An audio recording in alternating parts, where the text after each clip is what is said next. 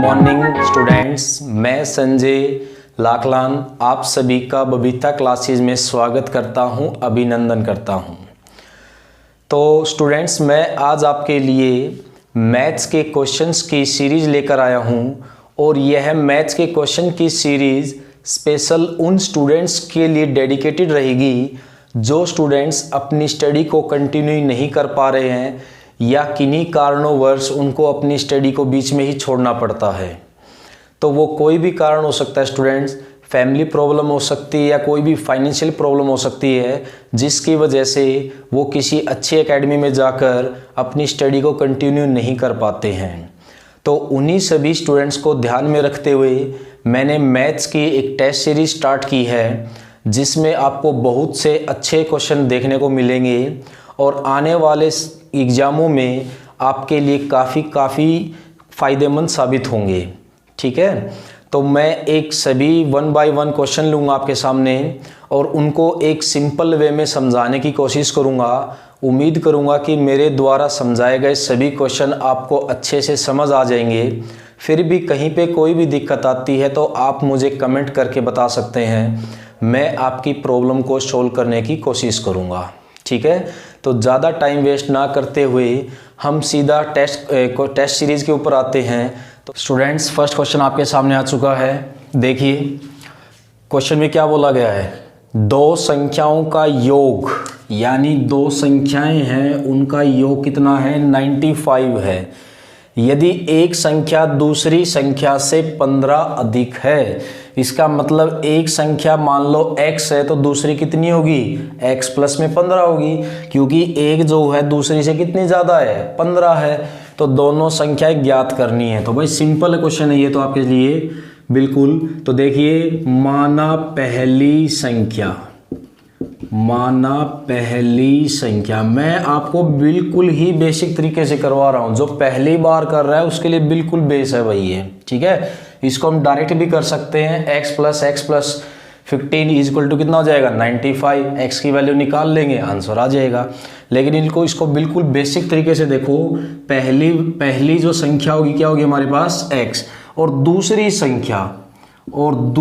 संख्या देखो क्या बोली है भाई, दूसरी संख्या पहली संख्या की, यानी यदि एक संख्या दूसरी संख्या से 15 अधिक है, यानी पहली संख्या x है तो दूसरी कितनी मिलेगी, 15 मिलेगी। और अब क्या बोल दिया, दोनों संख्याओं को का ज्ञात, यानी टोटल पूछा है कि दोनों संख्याएं कौन सी होंगी, लेकिन दोनों संख्याओं का टोटल कितना बता रखा हमें, 95। तो यानी x प्लस में x प्लस 15 की वैल्यू हमें बता रखी है 95। निकाल सकते हैं, बहुत ही सिंपल सा क्वेश्चन बन गया। x प्लस x कितना बन जाएगा, 2x, और जो प्लस का 15 है वो इस साइड में आएगा तो किस में कन्वर्ट हो जाएगा, ये प्लस का है तो इस साइड में आएगा तो माइनस का। तो 95 माइनस में 50, 2x इक्वल टू कितना आ जाएगा, 80, और x की वैल्यू कितनी आ जाएगी, 40। तो इसका मतलब पहली संख्या को x मानना था तो पहली संख्या कितनी आ जाएगी भाई, 40 आ जाएगी। दूसरी संख्या x प्लस 15 है तो 40 प्लस 15 कितना हो जाएगा, 55 हो जाएगा। तो ये हो जाएगी दूसरी संख्या, और दोनों का टोटल करके देखो, दोनों का टोटल कितना आ रहा है हमारा, 95 आ रहा है। तो ये हमारा क्वेश्चन था भाई। ठीक है, समझ आ गया सभी को।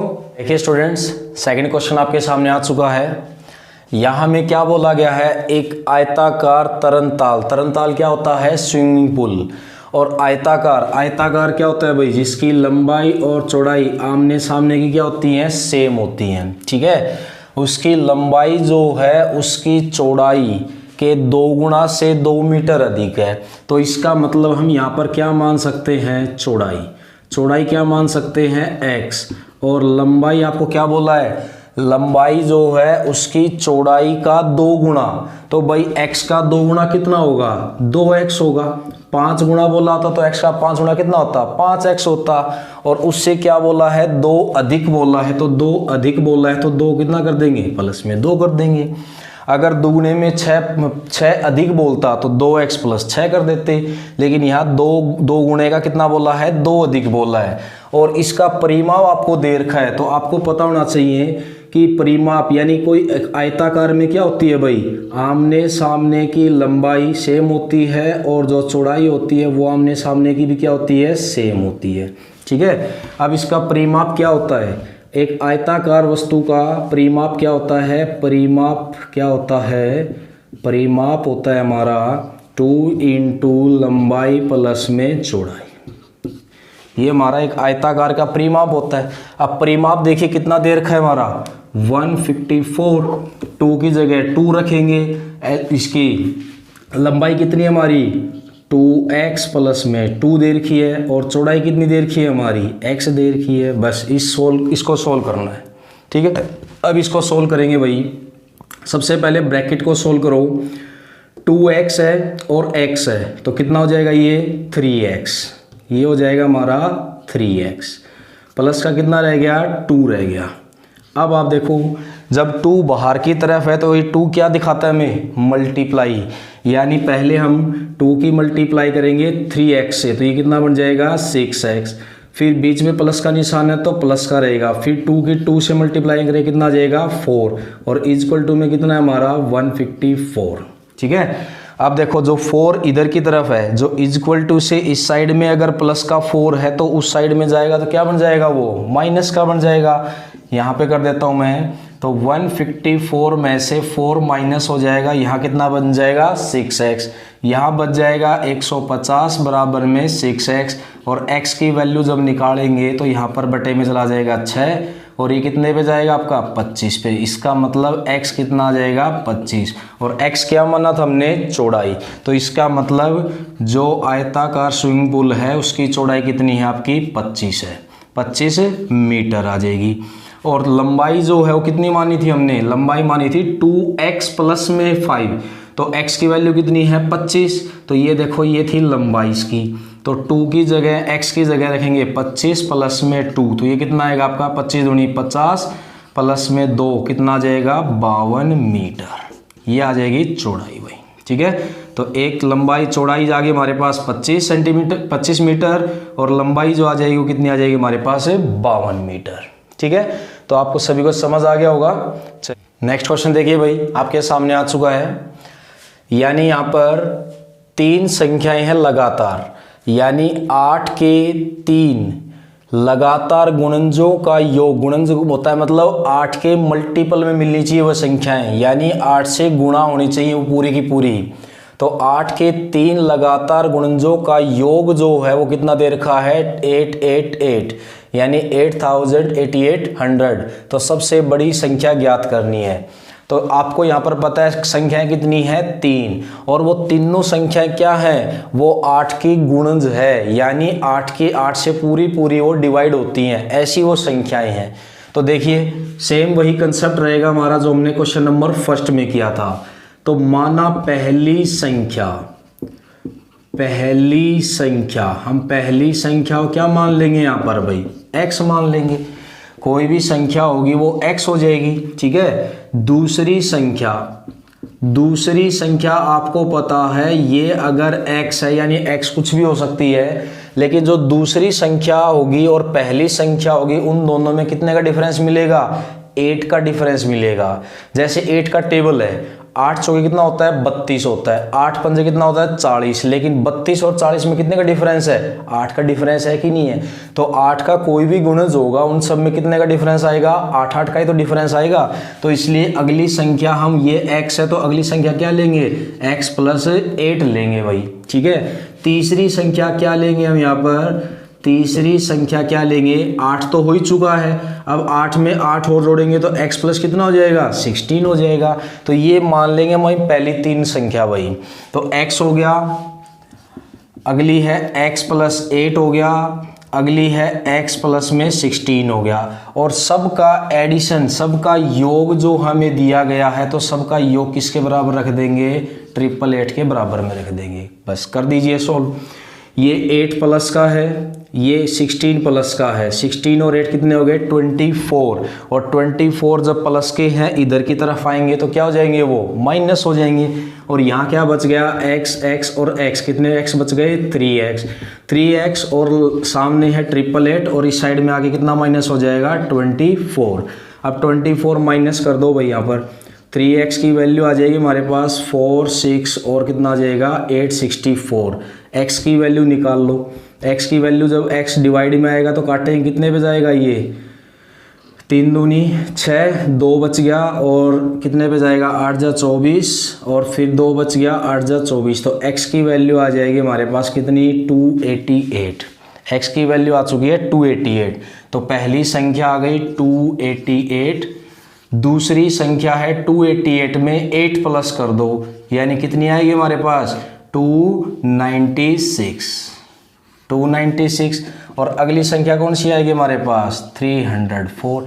ये होंगी भाई हमारे पास 3 संख्याएं। सबका ऐड कर कर देख लो, सबका ऐड 888 ही आएगा, ठीक है। और पूछा क्या था सबसे बड़ी संख्या, तो सबसे बड़ी संख्या कौन सी है हमारे पास 304, यही हमारा आंसर है, ठीक है। तो मैं बिल्कुल क्वेश्चन को बिल्कुल ही बेसिक सिंपल वे में करवाना चाह रहा हूँ आपको, और आपको सबको समझ भी आ रहा होगा। स्टूडेंट्स नेक्स्ट क्वेश्चन आपके सामने आ चुका है। यहाँ पर आपको क्या बोला है, पहले 40 प्राकृतिक संख्याओं का औसत ज्ञात कीजिए। तो प्राकृतिक संख्याएं कौन सी होती हैं, रियल नंबर। रियल नंबर हमारे कौन से होते हैं 1 2 3 4 5 6, ये हमारे क्या होते हैं रियल नंबर। और उन सब का औसत, औसत मतलब क्या होता है एवरेज। और आपको पता होना चाहिए कि एवरेज निकालने के लिए हमारे पास एक फॉर्मूला होता है, क्या होता है सम ऑफ टोटल, सम सभी संख्याओं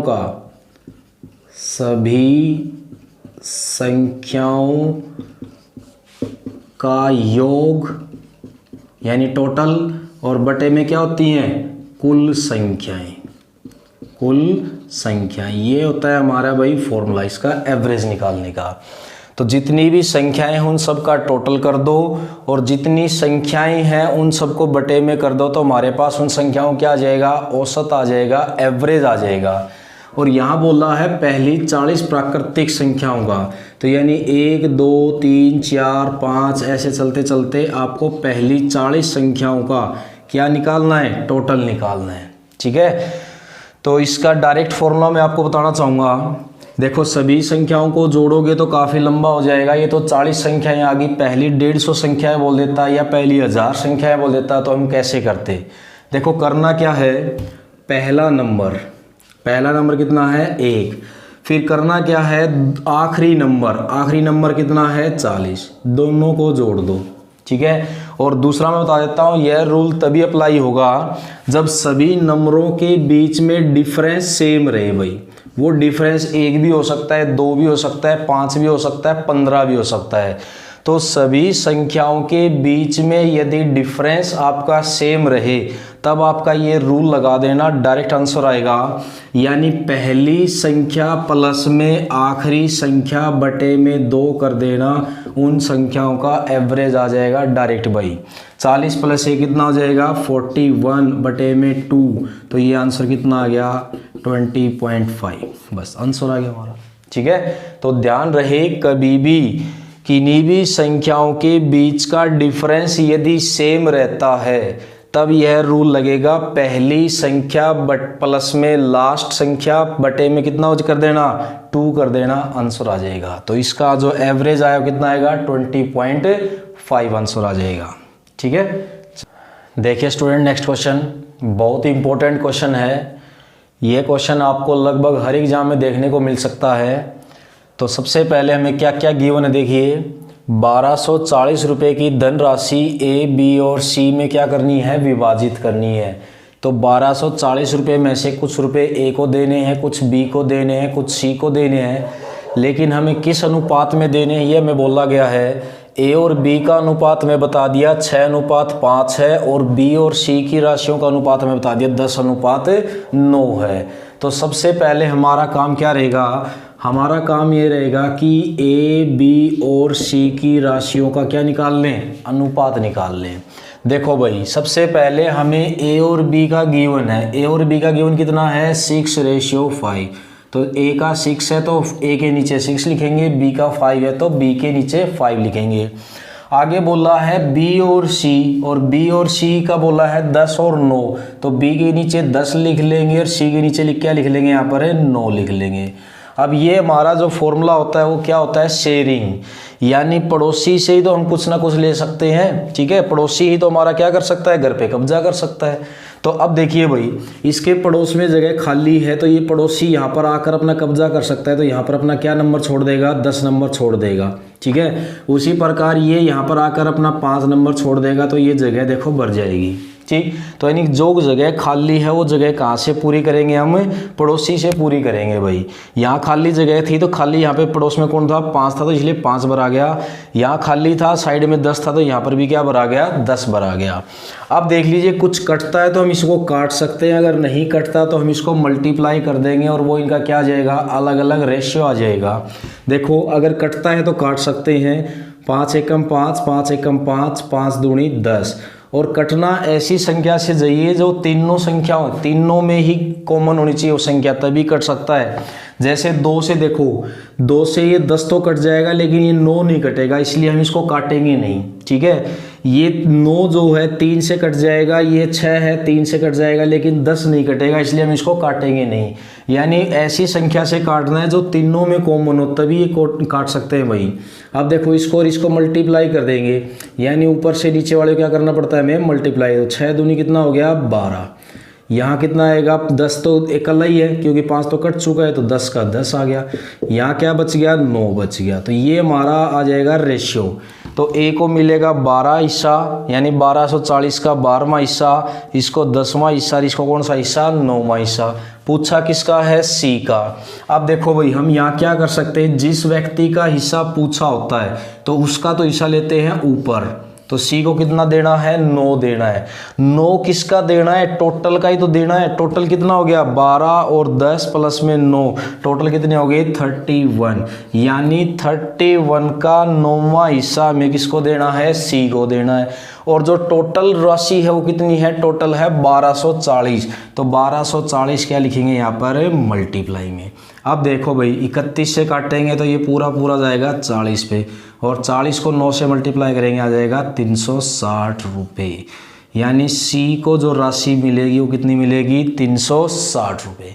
तो जिस व्यक्ति का हिस्सा निकालना है उस व्यक्ति को ऊपर रखेंगे, जितनों में से टोटल में से निकालना है तो टोटल नीचे रखेंगे, और जितनी राशि है उसको हम क्या कर देंगे, मल्टीप्लाई कर देंगे, ठीक है।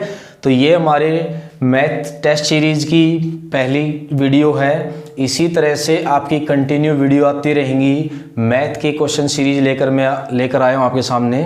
तो वीडियो अच्छी लगे तो लाइक ज़रूर करें और वीडियो को शेयर करना ना भूलें। और जो पहली बार चैनल पर आए हैं वो चैनल को सब्सक्राइब ज़रूर करके जाएं भाई, तभी तो आपको ऐसी ऐसी वीडियो मिल सकती हैं, ठीक है। तो आपको समझ आ गया होगा उम्मीद है मुझे। चलिए नेक्स्ट क्लास में फिर मिलते हैं आपके लिए, तब तक के लिए bye, have a good day, thank you.